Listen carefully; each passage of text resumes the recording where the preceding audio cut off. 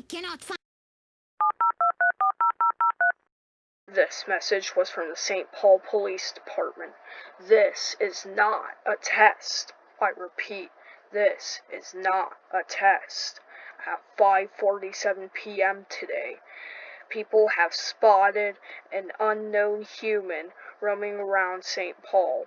This person has pale white skin, black hair, burnt eyelids, gray eyebrows, and its lips are cut off from the left and right to make it look like he is smiling.